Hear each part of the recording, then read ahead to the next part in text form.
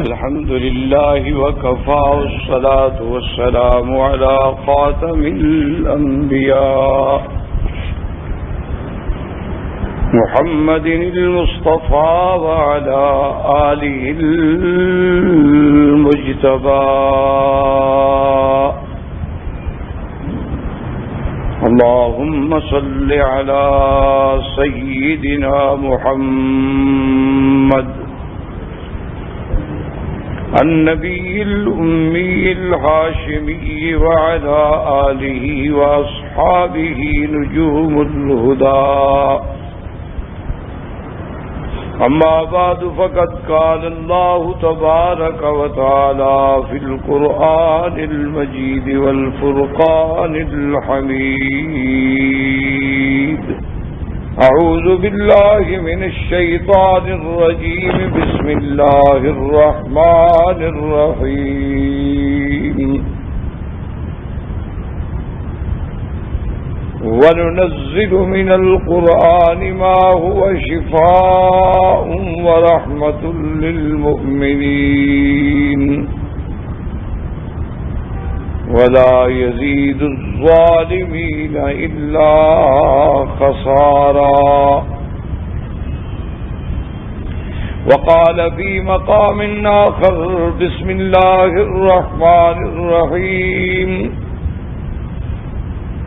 الف لام میم ذلك الكتاب لا ريب فيه هدى للمتقين. قال النبي صلى الله عليه وسلم خيركم من تعلم القرآن وعلمه أو كما قال النبي صلى الله عليه وسلم. قال النبي صلى الله عليه وسلم الدنيا ملعون وما فيها إلا عالم أو متعلم أو كما قال رسول الله صلى الله عليه وسلم. وفي رواية إلا ذكر الله أو كما قال رسول الله صلى الله عليه وعلى آله وأصحابه وسلم تسليما كثيرا. برادران اسلام، آج الحمدللہ 1425 کے سنہ میں مستشفیٰ کی اس جامع مسجد میں ہم اپنے دروس کی باقاعدہ ابتدا کر رہے ہیں، کیونکہ انشاءاللہ اس دفعہ دروس میں اللہ تبارک و تعالی کی رحمت اور عنایت سے سورۃ امہ سے یعنی آخری سپارہ جو ہے، آخری پارے کی سور مبارک سے ان کی تفاسیر، ترجمہ اور تشریحات اور اس کے ضمن میں جو مضامین آئیں گے ان کا ذکر ہوگا. کیونکہ میرا مقصد یہ ہے کہ میرے ساتھی، میرے بھائی، میرے دوست یا جہاں تک میری آواز پہنچے، ہم اللہ تبارک و تعالیٰ کے قرآن پاک کا کم از کم ایک پارہ جو ہے وہ تفسیر سے اور ترجمہ سے سمجھ سکیں کہ زیادہ تر نمازوں میں کسی آخری پارہ کی صورتیں پڑھی جاتی ہیں، اور اگر صحیح معنی میں آدمی محنت کرے اور اللہ کے قرآن کو سمجھنے کی کوشش کرے اللہ کے قرآن کے آیات ان کے معانی کو ذہن میں رکھنے کی کوشش کرے تو اللہ تبارک و تعالی اس کے لیے آسان فرما دیتے ہیں، جیسے ان کا فرمان ہے وَلَقَدْ يَسَّرْنَا الْقُرْآنَ لِلذِّكْرِ فَهَلْ مِن مُدَّكِرٍ۔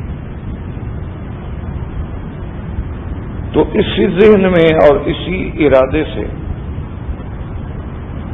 ہم اپنے دروس کی ابتدا کر رہے ہیں۔ الحمدللہ اللہ تبارک و تعالیٰ کی رحمت سے اور اللہ کے فضل و کرم سے اور آپ حضرات کے خلوص سے کافی پروگرام اللہ نے کرنے کی توفیق دی، اور وہ البم سیرت النبی، اس کے بعد قصص الانبیاء، اس کے بعد خلفائے راشدین، اور اس کے بعد منہاج مسلم، یہ تو اللہ کے شکر سے آ گئے، اور اللہ پاک نے اپنی رحمت سے ان کو شرف قبولیت بخشا کہ وہ عالم کے کونے کونے میں پہنچے۔ اور اسلام اور عورت کا مقام، یہ تقریباً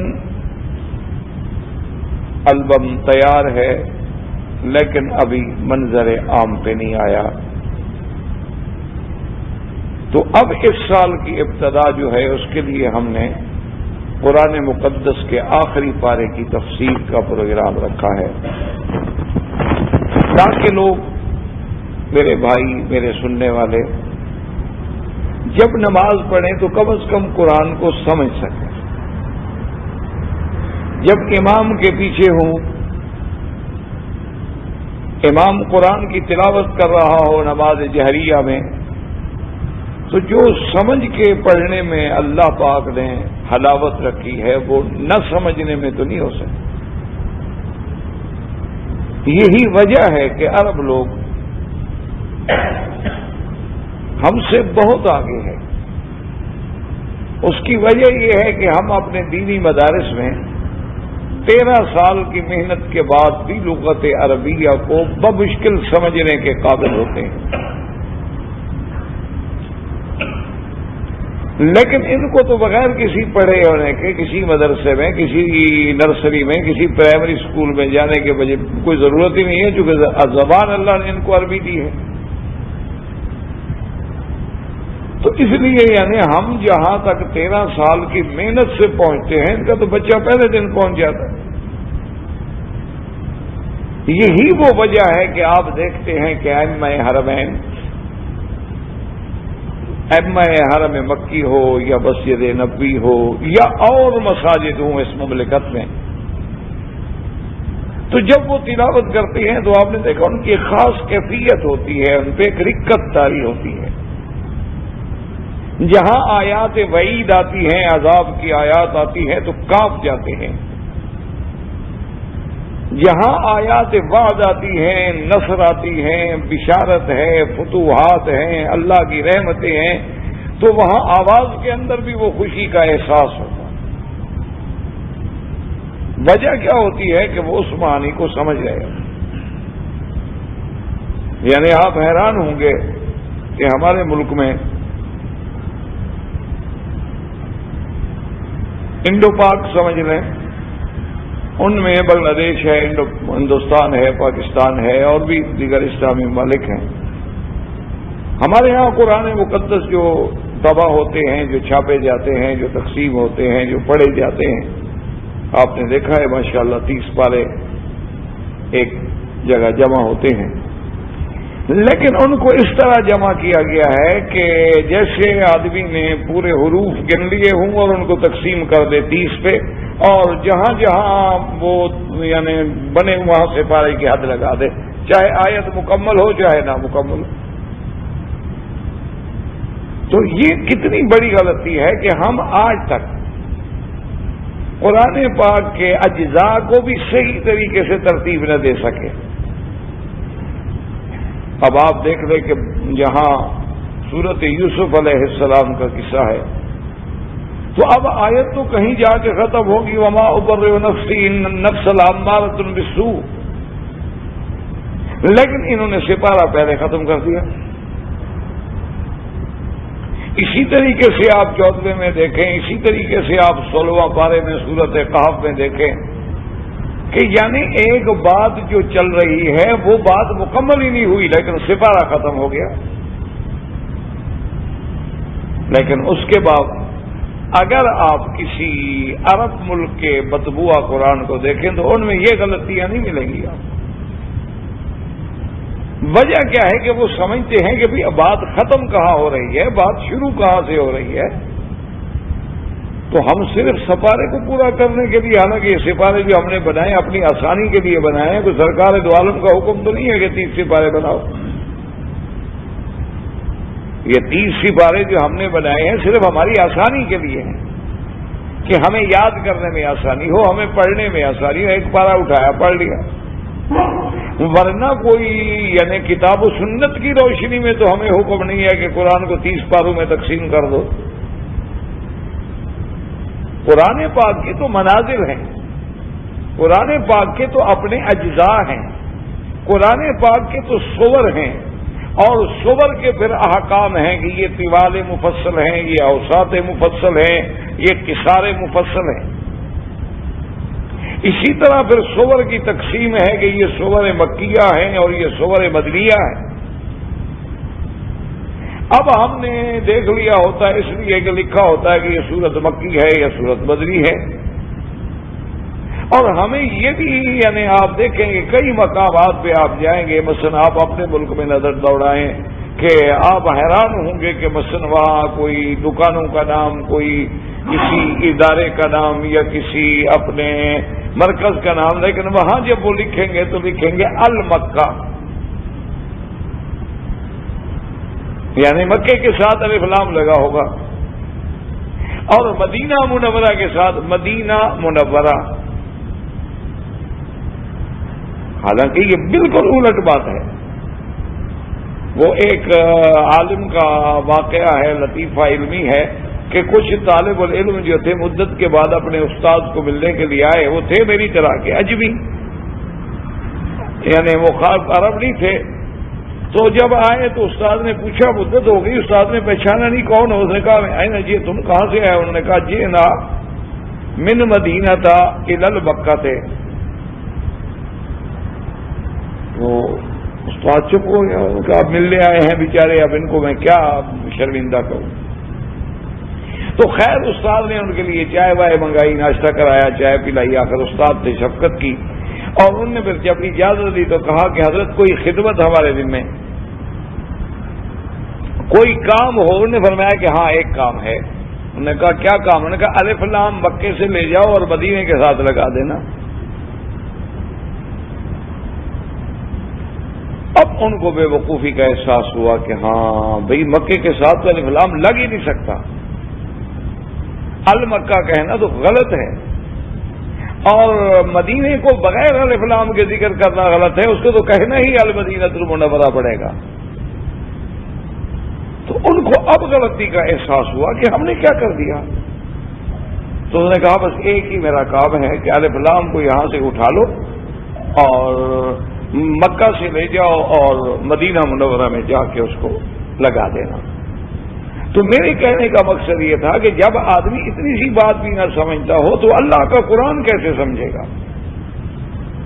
جس بندے کو یہ بھی نہیں پتا ہے کہ ہم نے مکہ کا نام کیسے لینا ہے، جس بندے کو یہ بھی پتا نہ ہو کہ ہم نے مدینہ منورہ کا نام کیسے لینا ہے، تو صاف بات ہے کہ وہ بیچارہ اللہ کے قرآن کو کیسے سمجھے گا۔ اسی طرح کا ایک اور واقعہ ہے جس کا بھی ذکر آیا ہے، بعض اساتذہ نے ذکر کیا ہے کہ ایک قاری صاحب تھے، وہ اتفاق سے مصر تشریف لے گئے، ہمارے یعنی کو اجمی قاری تھے، اور انہیں اپنے قرات پہ بڑا یعنی ماشاءاللہ ناز تھا کہ بھی میں اچھا قاری ہوں، دنیا میں بڑے قاری، ہر ملک میں قاری ہیں ماشاءاللہ۔ اب تو اللہ تبارک و تعالیٰ کی رحمت سے یعنی علم قرات اور تجوید اتنا عام ہے ماشاءاللہ، کے ہر ملک میں ماشاءاللہ بڑے بڑے قاری ہیں، لیکن اللہ تبارک و تعالی کی نوازشات ہیں کہ جیسے پرانے زمانے کے علماء نے لکھا ہے کہ قرآن مکے میں اترا ہے، مصر میں پڑھا گیا ہے، لیکن ہند میں سمجھا گیا کہ قرآن نازل تو مکے میں ہوا، لیکن اللہ نے وہ پڑھنے کی جو شان ہے وہ مصر کو بخشی ہے، جو اللہ نے ان کو لحن دیا ہے، جو ادا دی ہے، جو روح دیا ہے، جو آواز دی ہے، تو ان کا کوئی مقابلہ نہیں کر سکتا۔ یہ اللہ کی نوازشات ہیں، وہ جس کو جس شکل میں نوازنا چاہے۔ اور اللہ نے جو فکر، جو سمجھ، جو قرآن کی گہرائی اور قرآن کی گہرائی اور قرآن کے سمندر میں ڈوب کے موتی نکالنے کا علم اللہ نے علماء ہند کو بخشا ہے، اس پر عرب بھی اعتراف،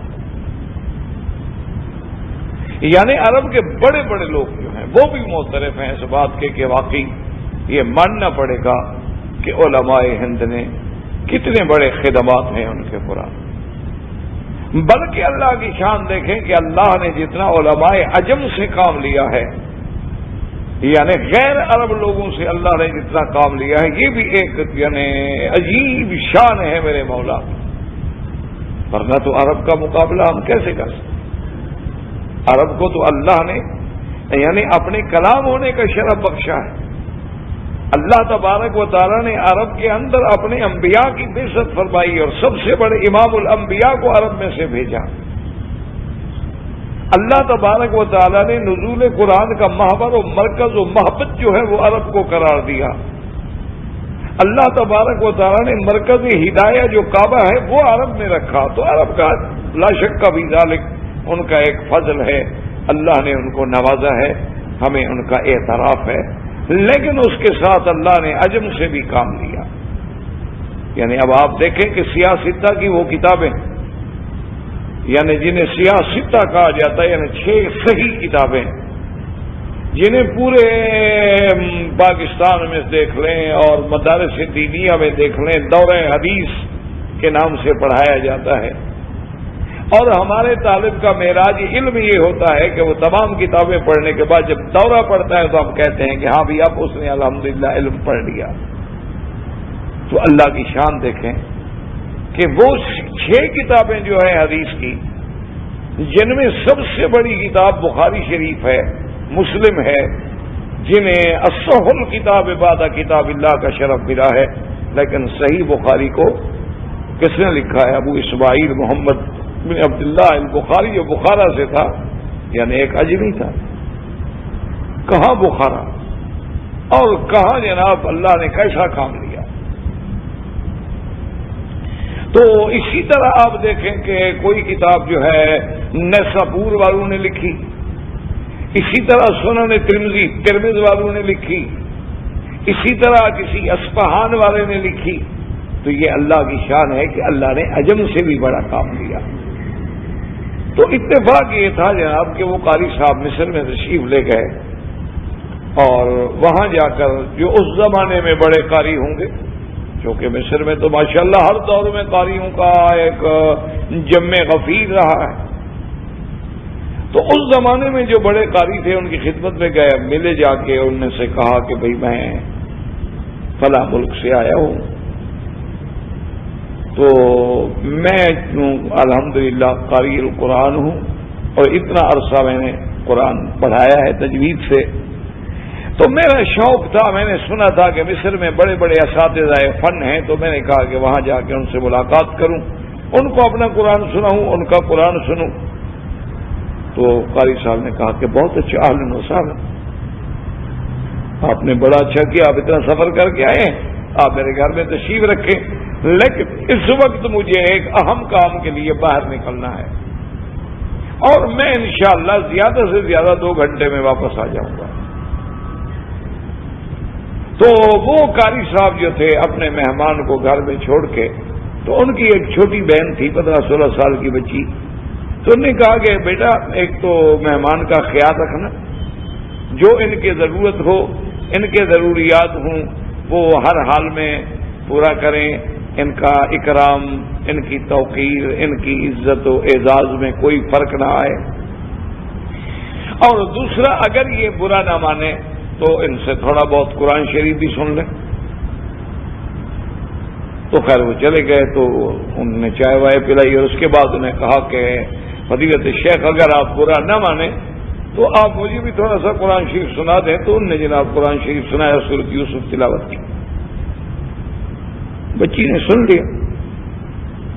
جب اس کے والد واپس آئے تو انہوں نے گھر میں جا کے پوچھا کہ بیٹا مہمان کا خیال رکھا؟ انہوں نے کہا خیال رکھو۔ قرآن شریف سنا؟ انہوں نے کہا سنا تھا، سورۃ یوسف سنائی ہے۔ انہوں نے کہا کیسا پڑھتا ہے؟ انہوں نے کہا ماشاءاللہ یوسف کو بھائیوں نے اتنا عذاب نہیں دیا جتنا اس قاری نے دیا ہے۔ انہوں نے کہا یوسف علیہ السلام کو اتنا بھائیوں نے بھی نہیں ستایا ہوگا جتنا اس قاری صاحب نے ستایا۔ تو یہ جب ہمارا عالم ہو تو پھر ہم قرآن کو کیسے سمجھیں؟ تو جب ہم قرآن کو سمجھیں گے نہیں تو قرآن پاک کے جو ارشادات ہیں، جو اشارات ہیں، جو قرآن پاک کے احکام ہیں، جو قرآن پاک کے اسرار ہیں، تو کم از کم ہم اتنا تو ہو جائیں کہ کچھ نہ کچھ تو سمجھیں۔ مالا یدرک کلہ لا یترک کلہ، ایک محاورہ ہے عرب کا کہ اگر تم سب نہیں پا سکتے ہو تو کچھ تو پا لو۔ اگر تم ساری کتاب حاصل نہیں کر سکتے ہو، جتنا تمہیں سمجھ آتا ہے کم از کم اس کو تو سمجھ لو۔ بے عینی ہی اسی طرح ایک دفعہ مجھے اپنے ایک دوست نے سنایا، وہ کہنے لگا جی میں آپ کے ملک میں گیا تھا کسی دوست کی دعوت پر، تو میں نے کراچی میں نماز پڑھی، تو نماز تھی فجر کی۔ فجر کی نماز پڑھی تو جو امام صاحب نماز پڑھا رہے تھے ماشاءاللہ انہوں نے جناب کی آواز بڑی اچھی تھی اور مسجد بڑی بھری ہوئی تھی، اور سورۃ یوسف تلاوت کی انہوں نے، اور سورۃ یوسف تلاوت جو کی اس نے، تو اس کے بعد جناب وہ فالقوہ فی غیابۃ الجب یلتقطہ بعض السیارۃ ان کنتم فاعلین۔ تو جب وہ آئے تو جب امام صاحب نے سلام پھیرا تو میں جا کے امام صاحب سے ملا، میں نے کہا اللہ کے بندے تم نے نماز میں وہاں ختم کیا ہے کہ یوسف علیہ السلام کو بھائیوں نے کنویں میں ڈال دیا، کم از کم کنویں سے تو نکالتے تھے یوسف علیہ السلام کو، اب تم تو سلام پھیر کے جا رہے ہو، یوسف علیہ السلام تو کنویں میں رہیں گے نا، تو کم از کم تم اتنا تو خیال کر لیتے کہ میں اگلی ایک آیت پڑھ لوں، ایک آیت پڑھنے کے بعد یہ ہوگا کہ پیغمبر کم از کم کنویں سے باہر تشریف لے آئے۔ تو یہ اس لیے میں نے یہ اس دفعہ باقی معاملات، حالانکہ کچھ دوستوں کی رائے تھی کہ ہم عشرہ مبشرہ جو اصحاب رسول ہیں ان کی سیرت پہ اپنے پروگرام کی ابتدا کریں، کچھ حضرات کی خواہش تھی کہ سیرت فقہاء اربعہ کہ جو ائمہ اربعہ ہیں، امام اعظم ابو حنیفہ رحمۃ اللہ، امام مالک رحمۃ اللہ، امام احمد بن حنبل رحمۃ اللہ، امام شافعی رحمۃ اللہ، ہم ان کی سیرت کے بیان پر اپنے دروس کی اس سالہ ابتدا کریں۔ اور اسی طرح کچھ لوگوں کا یہ بھی تجاویز آئی تھی کہ جیسے خلفاء راشدین کا ذکر آ گیا ہے اسی طرح اہل بیت رسول پر بات ہو، تاکہ اہل بیت رسول صلی اللہ علیہ وسلم کا ذکر جو ہے وہ بھی ایک ترتیب کے ساتھ آ جائے۔ اسی طرح بعض ساتھیوں کا یہ خیال تھا کہ ازواج مطہرات اور بنات رسول پر ایک مستقل یعنی دروس کا سلسلہ آئے، تو انشاءاللہ اگر اللہ پاک نے توفیق بخشی اور اللہ تبارک و تعالی نے یہ سعادت ہمارے مقدر میں لکھ دی، چونکہ یہ تو اس کے فیصلے ہیں، وہ جو چاہتے ہیں تو کام لے لیتے ہیں، اور اگر نہ چاہیں تو بڑے بڑے لوگ جو تھے وہ جناب بغیر، اسی لیے حضور نے فرمایا دعا مانگی کہ اللہم انی اعوذ بک من علم لا ینفع، کہ یا اللہ مجھے اس علم سے بھی پناہ دینا جس سے آگے لوگوں کو نفع نہ پہنچے۔ اللہم انی اعوذ بک من علم لا ینفع وعن قلب لا یخشع، اور اللہ مجھے اس دل سے بھی پناہ دینا جس میں تیری خشیت اور خوف نہ ہو، وعن نفس لا تشبع، اور اللہ مجھے اس نفس سے بھی بچانا کہ جو بھرتا ہی نہیں، بس ہر وقت کھانے کے لیے لگا ہوا ہے، لاؤ اور لاؤ اور لاؤ اور لاؤ، ہزاروں ملے تو لاکھوں ملے، اور لاکھوں ملے تو اب کروڑوں ملے، اور کروڑوں ملے ہیں تو اب اربوں ملے۔ اور اس کے بعد حضور صلی اللہ علیہ وسلم وَأَنْ عَيْنٍ لَا تَدْمَعْ، کہ یا اللہ مجھے اس آنکھ سے بھی پناہ دینا جو تیری خشیت میں روتی نہ ہو، آنسو نہ بہاتی ہو۔ اور فرمایا میرا اللہ مجھے وَأَن دَعْوَةٍ لَا يُسْمَعُ، مجھے اس دعا سے بھی پناہ دینا جو تیری دربار میں قبول ہی نہ ہو، جو تیری دربار میں سنی ہی نہ جائے، تو پھر اس دعا مانگنے کا کیا فائدہ ہوگا۔ وَأَعُوذُ بِكَ مِنْ هَؤُلَاءِ الْأَرْبَعِ، تو حضور صلی اللہ علیہ وسلم کی یہ دعا ہے۔ تو اس لیے اگر اللہ ہم سے کام لے لے تو اس کی مہربانی ہے، ورنہ من آنم کے مندانم، ہم کیا ہیں یا ہماری بساط کیا ہے، جمال ہم نشین در من اثر کر، وگرنہ من ہما خاکم کے ہستم، ہماری کیا حیثیت ہے، کیا اوقات ہے۔ تو اس لیے اب سلسلہ جو ہے انشاءاللہ سورۃ اما کی ترجمہ اور مختصراً تفصیل اور تھوڑی بہت تشریح اور اس کے اندر جو اسباب نزول اور شان نزول، انشاءاللہ اللہ تبارک و تعالی نے اگر توفیق بخشی تو یہ سلسلہ ہوگا۔ اور میں تمنا کروں گا کہ آپ حضرات صرف یہ نہ ہو کہ میرے درس کو یہاں سنیں، بلکہ اپنے گھر میں بیٹھ کے پھر ترجمے والے قرآن کے ساتھ اس کو دہرائیں۔ تو جب آپ قرآن کو دہرائیں گے، جب آپ ترجمے کو بار بار پڑھیں گے، جب آپ ایک آیت کو متعدد بار دوہرائیں گے، تو یہ قرآن کا معجزہ ہے کہ قرآن خود بخود پھر دل میں اترنا شروع کرتا ہے۔ یہ قرآن کی شان ہے کہ وَلَقَدْ يَسَّرْنَا الْقُرْآنَ لِلذِّكْرِ فَهَلْ مِن مُّدَّكِرٍ، اور خدا کی قدرت دیکھیں کہ یہ قرآن پاک کی شان ہے، یہ لغت عربیہ کی شان ہے کہ آپ اردو میں دیکھ لیں، آپ کسی زبان میں چلے جائیں، کہیں نہ کہیں آپ کو عربی کا لفظ مستعمل ملے گا۔ اب دیکھیں ہر آدمی کہتا ہے السلام علیکم، تو عربی کا لفظ ہی ہے۔ ہر آدمی کہتا ہے محترم مکرم، عربی کا لفظ ہی ہے۔ ہر آدمی کہتا ہے قبلہ، عربی کا لفظ ہی ہے۔ ہر آدمی کہتا ہے نور، عربی کا لفظ ہی ہے۔ ہر آدمی کہتا ہے کہ نور چشم ہے میرے جی، عربی کا لفظ ہے۔ ہر آدمی کہتا ہے جی میری اہلیہ ہے، عربی کا لفظ ہے۔ اسی طرح یعنی ایک نہیں کئی مقامات پہ آپ کو لفظ ملیں گے۔ آپ جیسے آپ کہتے ہیں یہ بچہ تو جی بڑا صحیح سالم ہے، صحیح سالم تو عربی کا لفظ ہے، صحیح سالم تو کوئی اردو کا لفظ نہیں ہے، یہ تو عربی کا لفظ ہے۔ اسی طرح سے یعنی اچھا جی اس بندے پہ اور جی موت آ گئی جی، بس تو موت عربی کا لفظ ہے۔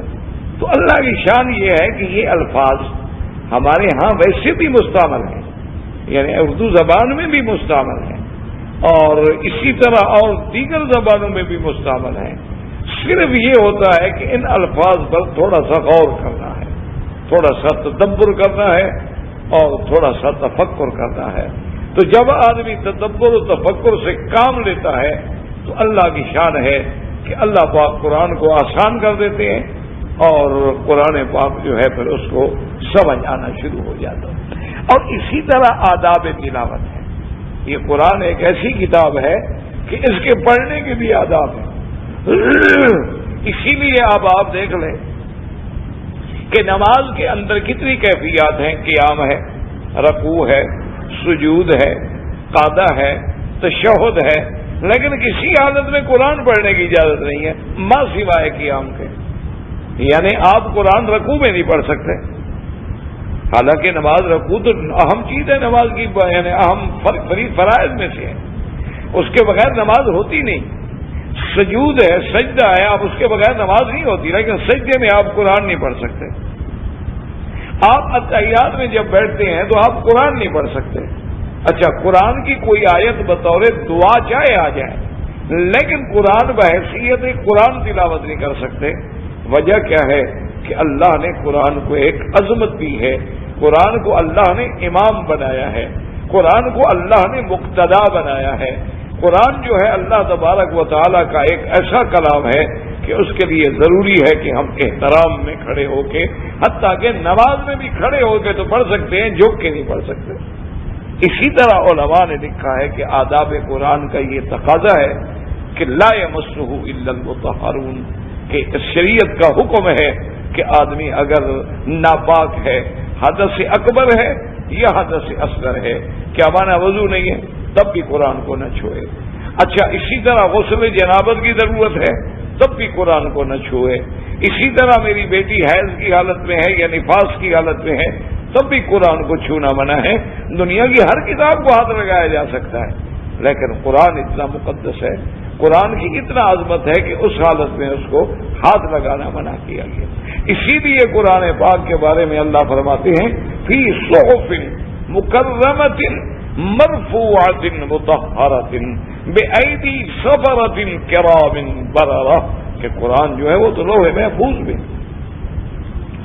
تو اس لیے انشاءاللہ آداب قرآن کا تقاضا یہ ہے کہ آپ اپنے گھر میں آپ کو جہاں موقع ملے باوضو ہو کر، یکسو ہو کر، ساری دنیا سے کٹ کے اللہ کے قرآن کی تلاوت کریں، اللہ تبارک و تعالیٰ کے قرآن کو پڑھیں۔ یہی وجہ ہے، اور یاد رکھیں کہ جب آدمی تلاوت قرآن کرتا ہے تو گویا وہ اللہ سے ہم کلام ہو رہا ہے، کیونکہ قرآن تو اللہ کا کلام ہے، اور جب وہ حدیث پڑھتا ہے تو گویا اللہ کے نبی سے بات کر رہا ہے۔ یہی وجہ تھی کہ ہمارے اکابر جن کو اللہ نے یہ ذوق بخشا تھا، حضرت اکرمہ جب قرآن کی تلاوت کرتے تو فرماتے ھذا کلام ربی، ھذا کلام ربی، 2 آیتیں پڑھتے اور بے ہوش ہو جاتے، 2 آیتیں پڑھتے اور آپ پہ دورہ پڑ جاتا۔ ابتدا انشاءاللہ کی ہے وہ ہے عظمت قرآن، کہ قرآن کی عظمت کو سمجھو۔ جب تک قرآن کی عظمت دلوں میں نہیں آئے گی تو قرآن کا احترام کیسے ہوگا؟ عظمت آئے گی تو احترام ہوگا، عظمت آئے گی تو تکریم ہوگی، عظمت آئے گی تو تعظیم ہوگی، اور جب ہم قرآن کی تکریم کریں گے تو قرآن ہمیں سمجھ آئے گا۔ اس لیے یہ دیکھیں کہ اللہ تبارک و تعالیٰ اب سب سے پہلی بات یہ سمجھیں کہ جتنی اللہ نے کتابیں بھیجی ہیں ہمارا ایمان ہے کہ وہ برحق ہے۔ جتنی اللہ تبارک و تعالیٰ نے کتابیں بھیجی ہیں، یعنی مشہور کتابیں جو ہیں وہ تو 4 ہیں، لیکن کتابیں تو تقریباً 123 نازل ہوئی ہیں، صرف 4 کتابیں نہیں اتری، یہ 4 کتابیں تو مشہور ہو گئی ہیں۔ یہ اللہ کی شان ہے کہ اللہ جن کو عزت دے، جن کو شہرت دے، جن کو نام دے۔ تو معروف کتابوں میں تو تورات ہے، انجیل ہے، زبور ہے اور قرآن ہے، ورنہ صحائف ابراہیم ہے، صحائف موسیٰ جن کا ذکر اللہ کے قرآن میں موجود ہے۔ تو اس لیے علماء نے لکھا ہے کہ تقریباً 123 کتابیں ہیں، یا اللہ عالم کم اور زیادہ بھی ہو سکتی ہے، چونکہ یہ 123 کا عدد جو ہے یہ بھی ہمیں روایات اسرائیلیہ سے ملتا ہے، یعنی کتب متقدمہ سے ملتا ہے، کتب سابقہ سے ملتا ہے، اور ان کے بارے میں قاعدہ ہے کہ لا نصدق ولا نکذب، نہ تو ہم ان کی تصدیق کر سکتے ہیں اور نہ جھٹلا سکتے ہیں، چونکہ ہم سے پہلے کی کتابیں ہیں، ان کے بارے میں ہم کیا تحقیق کر سکتے ہیں۔ تو اس کے بارے میں قاعدہ یہ ہوتا ہے کہ اگر وہ روایت قرآن و حدیث کے خلاف ہے ہم چھوڑ دیں گے، اگر وہ روایت اسرائیلیہ قرآن و حدیث کے مطابق ہے ہم قبول کر لیں گے، اور اگر صرف بطور معلومات نقل کی گئی ہے تب بھی ہم قبول کر لیں گے۔ تو اس لیے یاد رکھیں کہ کتابیں تو بہت اتری، لیکن اللہ تبارک و تعالیٰ نے عزت جو ہے وہ صرف 4 کو عطا فرمائی، مقام جو ہے 4 کو عطا فرمائی۔ تو بہرحال آپ مسئلے کو سمجھیں، اللہ کرے کہ میں سمجھا سکوں۔ وہ جتنی کتابیں اتری ہیں وہ کتاب اللہ تو تھی، کلام اللہ نہیں تھی۔ اس بات کو اچھی طرح سمجھیں اور ذہن میں رکھیں کہ مثلا تورات ہے تو تورات کتاب اللہ تو ہے لیکن کلام اللہ نہیں۔ انجیل جو ہے وہ کتاب اللہ تو ہے لیکن کلام اللہ نہیں۔ اسی طرح زبور جو ہے وہ کتاب اللہ تو ہے لیکن کلام اللہ نہیں۔ یہ شرف صرف قرآن کو ملا ہے جو کتاب اللہ بھی ہے اور کلام اللہ بھی ہے۔ تو اب سمجھیں کہ کتاب اور کلام میں فرق کیا ہے۔ کتاب اور کلام میں فرق یہ ہے کہ مثلا آپ کہتے ہیں کہ جی آج مجھے فلاں بزرگ کا خط ملا ہے اور انہوں نے بڑی تفصیل سے حالات لکھے، تو آپ کہیں گے کہ انہوں نے خط لکھا ہے۔ عربی میں کہیں گے کہ جانی کتاب آئی ہے میرے پاس، خط آیا۔ اچھا، اب اگر اس نے آپ سے بات کی ہو، بالمشافہ ملے ہوں یا ٹیلی فون پہ بات کی ہو، تو پھر آپ یہ نہیں کہیں گے کہ ان کا خط آیا ہے، آپ کہیں گے جی آج میری ان سے بات ہوئی ہے، ان نے میرے ساتھ بات کی ہے۔ اچھا بھائی، ہاں جی، انہوں نے کہا جی آج میرے ساتھ خود ملے ہیں، بات کی۔ آپ کہیں گے جی ٹیلی فون پہ میری بات ہوئی ہے۔ تو کلام میں اور خط میں فرق ہے، خط آیا ہے، کتاب آیا ہے یا کلام ہوئی۔ تو اب وہ جو کتابیں ہیں وہ کتاب اللہ تو ہے کہ اللہ نے الواح پہ موسیٰ علیہ السلام کو کوہ طور پہ بلایا اور الواح تورات عطا فرما دی. کتاب اللہ تو ہے، وہ اللہ نے دی ہے. اسی طرح انجیل ہے کہ اللہ نے وہ کتاب کامل انجیل جو ہے حضرت عیسیٰ علیہ السلام کو دے دی. اسی طرح زبور ہے.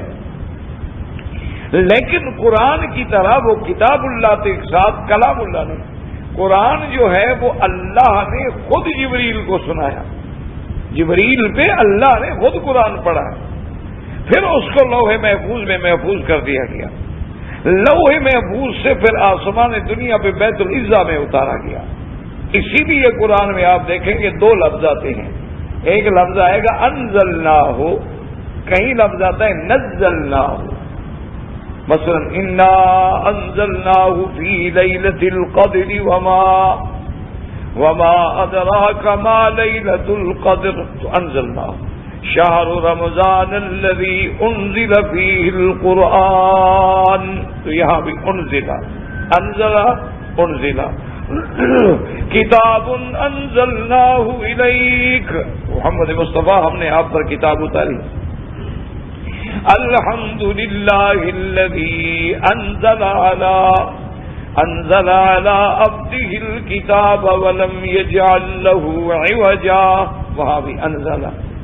اور کہیں قرآن کہتے ہیں وَنَزَّلْنَاهُ تَنزِيلًا.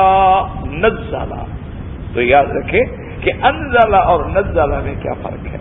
تو اس لیے انزلہ کا معنی یہ ہے کہ یکدم کامل اتارا جائے، اور نزلہ کا معنی یہ ہے کہ تھوڑا تھوڑا تھوڑا تھوڑا کر کے اتارا جائے. سورتن سورتن سورتن سورتن آیتن آیتن نجمن نجمن اتارا جائے. تو اب دیکھیں کہ قرآن پاک جو ہے، تو اس لیے علماء فرماتے ہیں کہ انا انزلناہ فی لیلۃ القدر، کہ اللہ نے کامل قرآن پاک جو تھا لوح محفوظ میں جمع کر کے لوح محفوظ سے اتارا آسمان دنیا پہ بیت العزت میں. وہاں تک تو پورا قرآن آ گیا. اب آسمان دنیا سے محمد عربی صلی اللہ علیہ وسلم پر جبریل جو ہے وہ لے کے آتے رہے. نزل بہ الروح الامین علی قلبک لتکون من المنذرین، کہ اللہ پاک نے فرمایا جبریل لے کے اترا ہے. اور جب جبریل لے کے اترا ہے سورتن سورتن نجمن نجمن آیتن آیتن، 23 سال میں اللہ کا قرآن اترا محمد مصطفیٰ صلی اللہ علیہ وسلم. اچھا، اب جب جبریل اترا تو وہ بھی یہ نہیں کہ ایک کتاب دے کے چلا جائے. جب جبریل آتے تھے تو حضور صلی اللہ علیہ وسلم پہ قرآن پڑھتے تھے. حضور صلی اللہ علیہ وسلم باقاعدہ قرآن سنتے، اور بلکہ آہستہ آہستہ میرے آقا ان زبان سے دہراتے، تاکہ قرآن کی کوئی لفظ، کوئی حرف، کوئی آیت جو ہے رہ نہ جائے.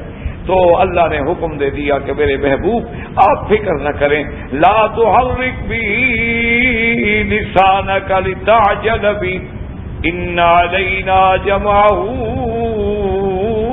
وقرآنہ.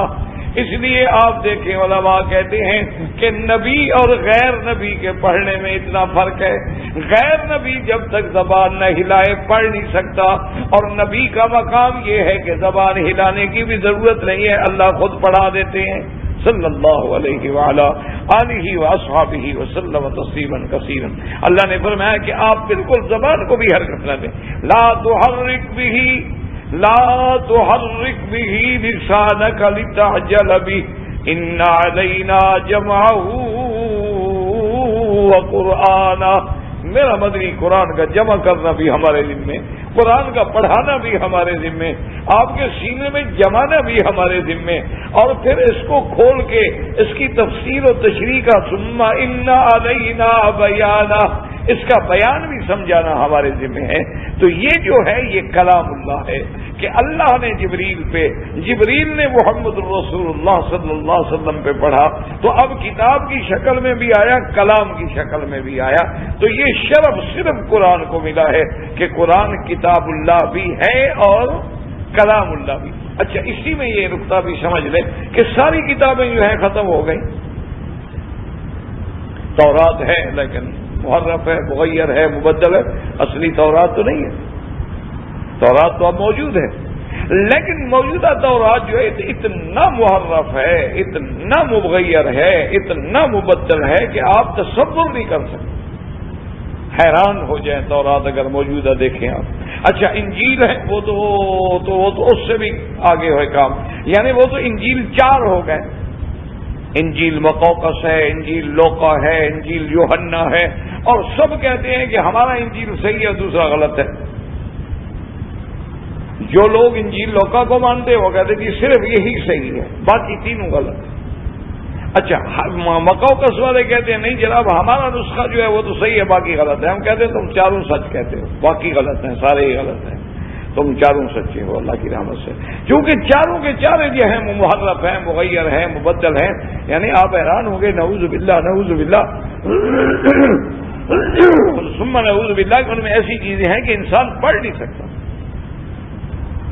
احمد دیدات کے ساتھ جب اب مناظرہ ہو رہا تھا عالمی سطح پر، تو انہوں نے مناظرے میں صرف ایک بات کی، انہوں نے کہا بھائی مناظرے کے دلائل میں پڑھنے کی ضرورت نہیں ہے، یہ انجیل کو تم مانتے ہو، تمہارے نبی پہ اتری ہوئی کتاب ہے؟ انہوں نے کہا جی ہاں۔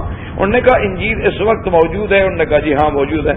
اس نے کہا انجیل کا صفحہ فلاں کھول کے یہ دنیا کے سامنے صرف تم انجیل ایک صفحہ اس کی عبارت پڑھ کے ترجمے کے ساتھ سنا دو، میں ہار گیا تم جیت گئے۔ اچھا لوگ حیران ہو گئے یہ کون سی بڑی بات ہے یار، اس کی کتاب ہے۔ اب وہ پادری صاحب جناب پڑھے نہیں، اور نے کہا بھی دیکھو بات سنو، قرآن کا میرا دعویٰ ہے کہ یہ ہمارے نبی پہ قرآن اترا ہے، اللہ کی کتاب، تم مجھے جہاں سے حکم دو میں قرآن پڑھتا ہوں، جہاں سے حکم کرو میں پڑھتا ہوں، اور ترجمے کے ساتھ، انگریزی تو انگریزی ترجمہ ہو جائے گا، فرینچ ہے تو فرینچ ہو جائے گا، اردو ہے تو اردو ہو جائے گا، لیکن تم اپنی کتاب کیوں نہیں پڑھتے ہو؟ وجہ کیا ہے آخر؟ صرف تم اپنی کتاب کا ایک صفحہ عوام کے سامنے کھڑے ہو کے پڑھ لو اور اس کا ترجمہ بھی ساتھ ساتھ کرتے جاؤ، تو تم جیت گئے میں ہار گیا۔ تو جتنا زور لگا سکتے تھے نا مدیدات لگایا انہوں نے، لیکن پادری صاحب آئیں بائیں شائیں کر جائیں، آخر انہوں نے کہا کہ بھائی حضرات آپ دیکھ رہے ہیں کہ یہ اپنی کتاب پڑھنے کے لیے تیار نہیں، اور میں دعویٰ کرتا ہوں یہ زہر کا پیالہ تو پی لے گا لیکن پڑھے گا نہیں۔ کیوں؟ اگر وہ پڑھتا تو لوگ سن کے حیران ہو جاتے کہ یا اللہ کی کتاب میں یہ باتیں لکھی ہوئی ہیں، یہ کوک شاستر ہے یا اللہ کی کتاب ہے؟ یہ کون سی کتاب ہے؟ خدا کے کلام میں ایسی نعوذ باللہ فحش باتیں لکھی ہوئی ہیں، انبیاء کے خلاف، نبی کے خلاف، اور جس کو تم اپنا رسول مانتے ہو، خدا کا بیٹا مانتے ہو، اس کے خلاف۔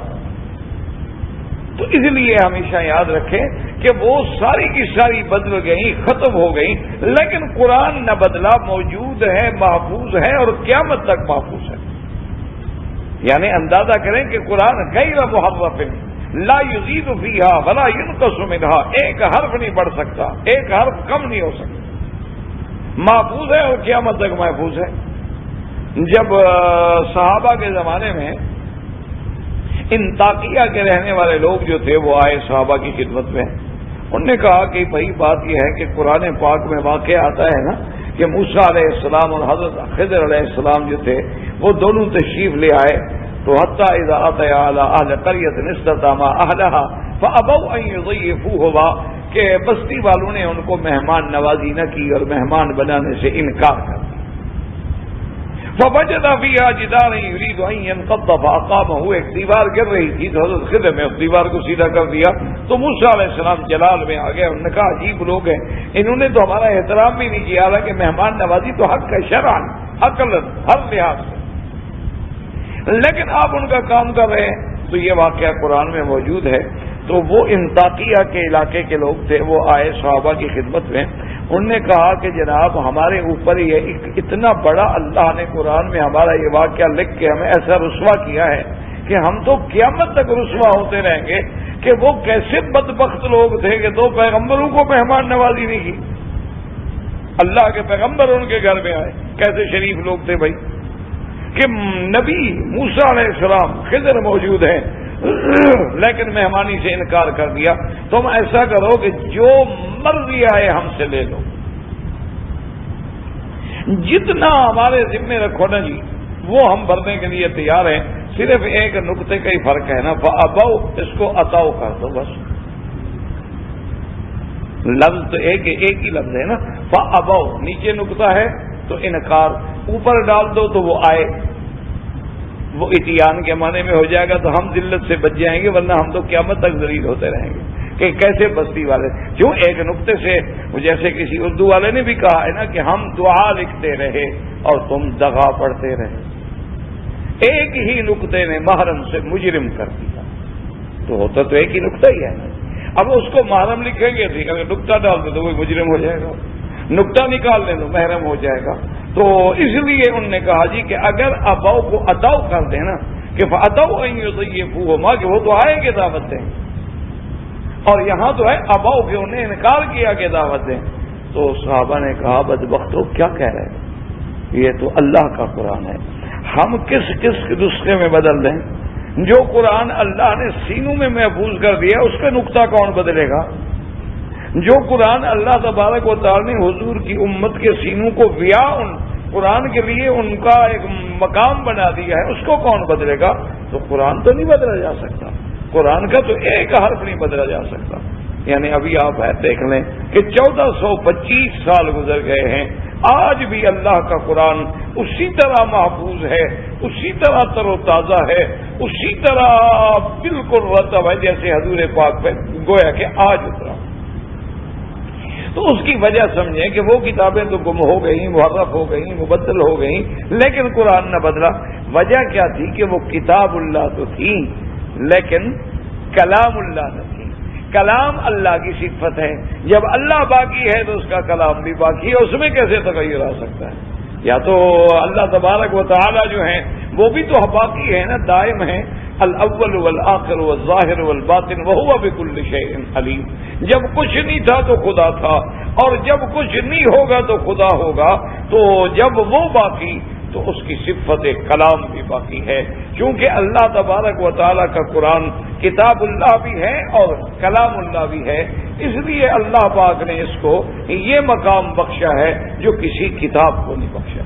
اچھا، اسی طرح دوسری بات پہ غور کریں عظمت قرآن پہ کہ ہر کتاب کا ایک وقت تھا، ہر پیغمبر کا ایک زمانہ تھا. موسیٰ علیہ السلام اپنے وقت میں آئے، اپنی قوم کے لیے آئے. عیسیٰ علیہ السلام اپنے وقت پہ آئے، اپنی قوم کے لیے آئے. اسی طرح تمام انبیاء علیہ السلام کو دیکھتے جائیں. اور اللہ کا قرآن نے جن کا واقعات ذکر فرمائے بتا دی. الی عاد اخاہم ہودا، قوم عاد کے لیے حضرت ہود علیہ السلام آئے. اسی طرح فرماتا ہے قرآن میں الی مدین اخاہم شعیبا والی ثمود اخاہم صالحا. تو ان کا زمانہ بھی محدود اور ان کا مکان بھی محدود، اس لیے ان پر جو اللہ نے احکام بھیجے وہ بھی ایک زمان کے لیے محدود. لیکن جب اللہ کا قرآن آیا ہے تو اب اللہ کے قرآن کے احکام بھی قیامت تک، اللہ کے قرآن کے الفاظ بھی قیامت تک، اللہ کے قرآن کے معانی بھی قیامت تک. اور جس صاحب شریعت پہ قرآن اترا ہے اس کی نبوت بھی قیامت تک، کیونکہ حضور صلی اللہ علیہ وسلم کے بعد نبی کوئی نہیں، اللہ کے قرآن کے بعد کتاب کوئی. تو اسی لیے کتابوں میں موجود ہے کہ خاتم النبیین کا معنی کیا ہوگا کہ لا نبی بعدہ ولا رسول بعدہ ولا معصوم بعدہ ولا کتاب بعد کتابہ ولا شریعت بعد شریعت ہی، کہ اب اللہ کے نبی کے بعد نہ تو کتاب آئے گی، نہ رسول آئے گا، نہ معصوم آئے گا، نہ کوئی شریعت آئے گی. وَمَن يَبْتَغِ غَيْرَ الْإِسْلَامِ دِينًا فَلَن يُقْبَلَ مِنْهُ وَهُوَ فِي الْآخِرَةِ مِنَ الْخَاسِرِينَ. تو یہ شرف بھی قرآن کو ملا کہ اللہ کا قرآن آیا بھی سب کے لیے، عالمی احکام کے لیے، اور رہے گا بھی قیامت تک. تو یہ مقام بھی اگر ملا ہے تو صرف اللہ کے قرآن کو ملا ہے اور کسی کو نہیں ملا. اور اسی طرح اب آپ دیکھیں میرے آقا سرکار دو عالم رحمت دو جہاں سیدنا محمد مصطفیٰ صلی اللہ علیہ وسلم کی عظمت و مقام. اب لیکن آپ کی 40 سال کی زندگی مکے میں گزرتی ہے، آپ کا مولد جو ہے وہ مکہ مکرمہ ہے، اور آپ کی بعثت جو ہے وہ بھی مکہ مکرمہ میں ہے.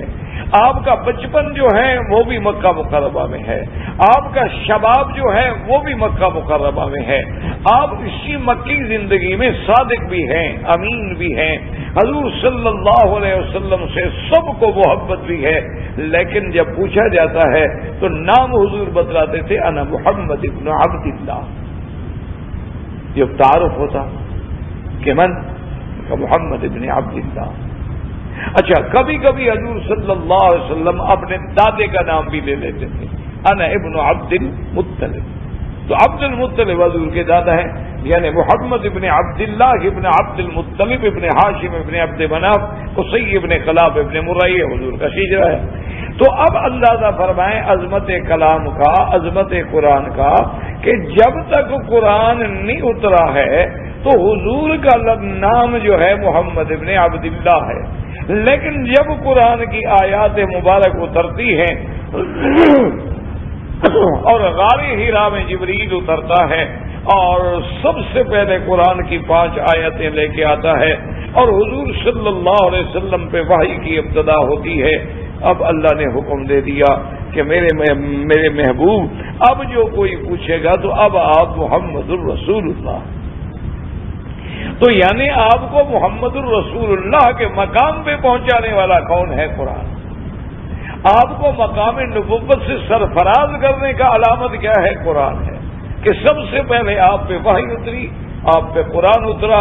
اسی لیے آپ بخاری شریف کھول کے دیکھ لیں اور تمام سیاہ کی کتابیں دیکھ لیں کہ جب حضور صلی اللہ علیہ وسلم اپنی زوجہ محترمہ محسنہ اسلام، محسنہ دین محمد مصطفیٰ، محسنہ محمد مصطفیٰ، ام اولاد النبی المصطفیٰ سیدہ خدیجہ الکبریٰ رضی اللہ تعالی عنہا کے ساتھ ورقہ ابن نوفل کے پاس جاتے ہیں، اور ورقہ جو ہے وہ دین عیسیٰ علیہ السلام پہ ہے اور کتب سابقہ کا بہت بڑا عالم ہے، ماہر ہے، فلکیات کا بھی ماہر ہے. اس نے جب سارا واقعہ سنا اور فوراً اس کے بعد اس نے کہا کہ ابشری خدیجہ، خدیجہ تجھے مبارک ہو. اس نے کہا کیا مطلب؟ اس نے کہا نزل علیہ الناموس الذی نزل علی موسیٰ علیہ السلام، ان پہ وہی فرشتہ اترا ہے جو موسیٰ پہ اترا کرتا تھا. تو یہ بھی اللہ کے رسول ہیں اور اللہ کے نبی ہیں. اور اس کے بعد ورقہ روتا ہے اور رو کے کہتا ہے، بڑی حسرت سے کہتا ہے کہ کاش یا رسول اللہ جب مکے والے آپ کو ستائیں گے، میں اب بوڑھا ہو چکا ہوں، کاش میں اس وقت جوان ہوتا تو میں آپ کا ساتھ دیتا، لیکن یہ مکے والے آپ کی مخالفت کریں گے. حضور نے فرمایا میری مخالفت کیوں کریں گے؟ تو ورقہ ابن نوفل نے عرض کیا کہ محمد مصطفیٰ جو بھی اللہ کا پیغمبر اللہ کے پیغام لے کے آتا ہے تو قومیں مخالفت کیا کرتی ہیں، ہر داعی حق کو مخالفتوں کا سامنا کرنا پڑتا ہے. تو یہ بھی عظمت قرآن تھی کہ قرآن اترنے سے پہلے، حالانکہ اللہ کے ہاں تو حضور اس وقت خاتم النبیین ہے، ابھی آدم علیہ السلام بھی پیدا نہیں ہوئے. ایک حدیث مبارک میں آتا ہے، فرمایا انا عند اللہ خاتم النبیین وان آدم لمنجدر فی طینتہ او کما قال. فرمایا کہ میں اس وقت بھی نبی تھا، ابھی آدم علیہ السلام تو ابھی تو اس کے پروسیس سے گزر رہے تھے، ابھی تو پیر یعنی ان کو روح ہی نہیں پھونکی گئی تھی، ابھی تو اپنی مٹی میں تھے، مٹی اور پانی میں تھے.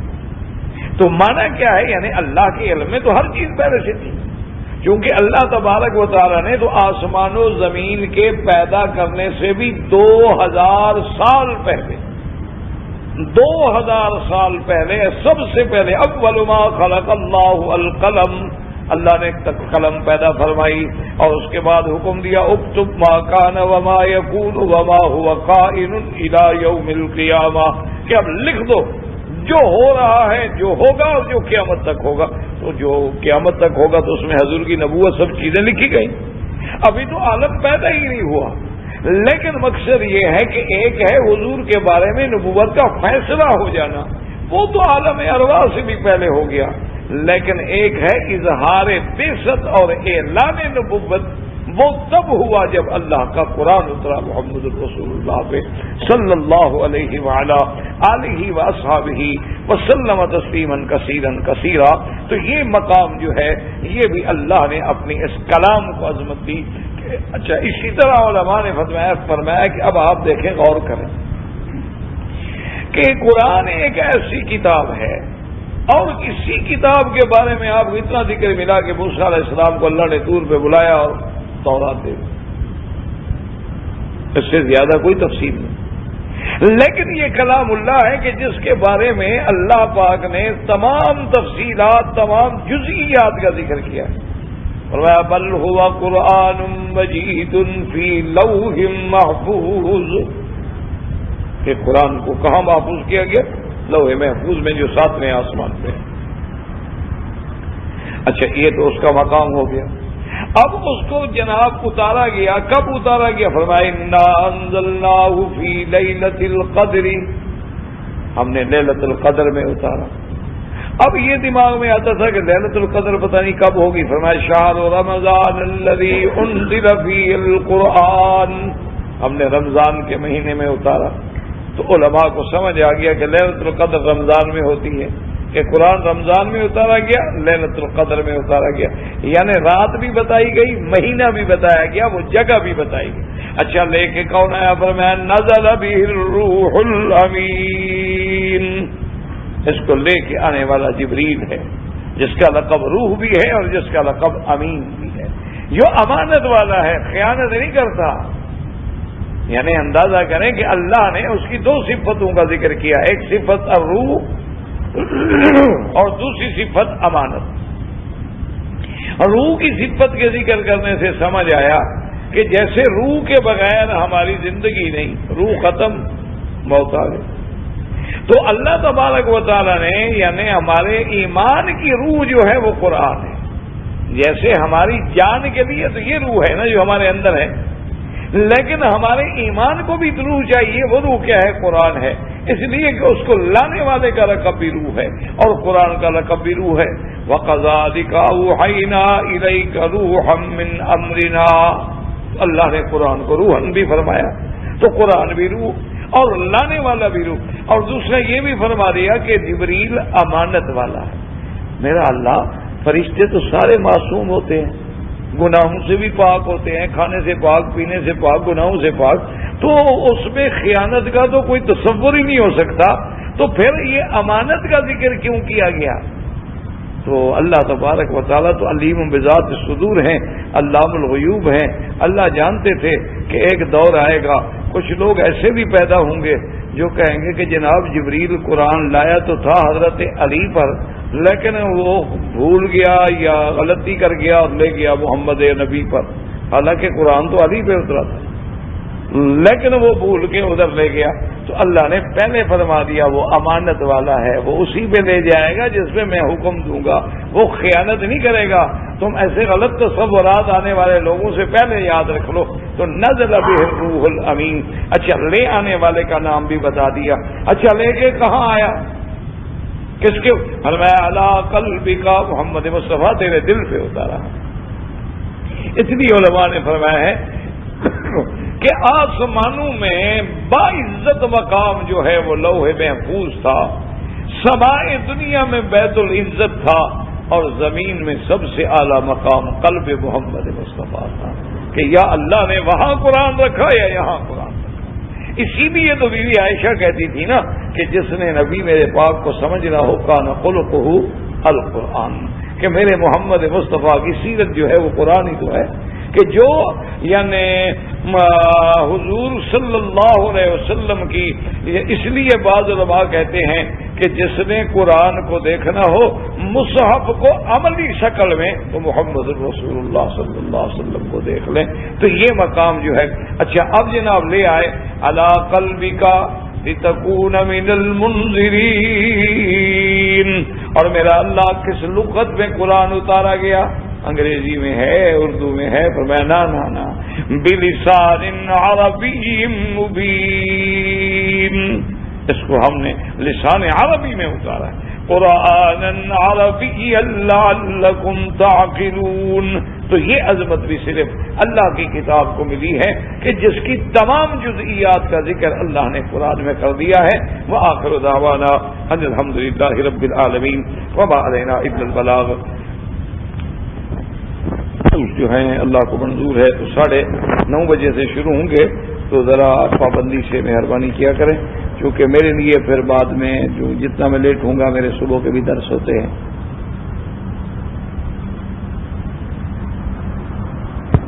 کیونکہ اگر ایک آدمی کی مکہ شریف میں نوکری ہے، وہ اگر کسی دوسری جگہ تجارت کے لیے زندگی گزارنے کا موقع ملتا ہے، چلا جائے یا استخارہ کرے، کوئی بات نہیں، چلا جائے.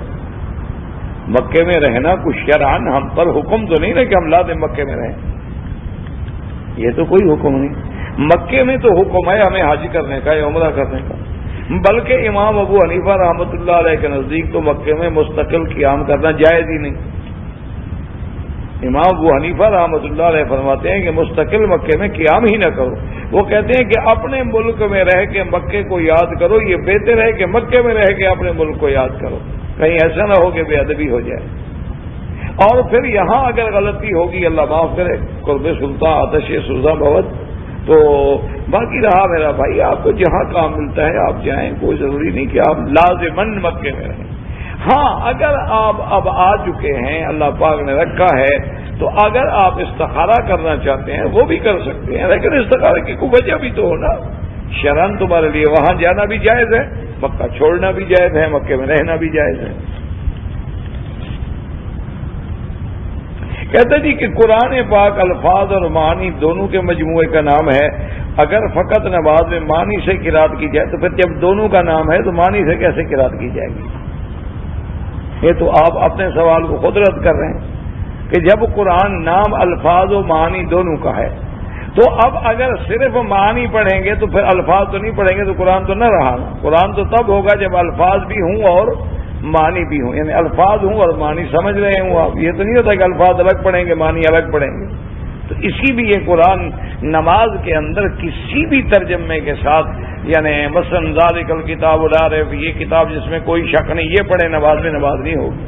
نماز تب ہوگی جب وہی قرآن پڑھا جائے گا جو اللہ نے اتارا ہے، اس کے بغیر نماز ادا نہیں ہوگی.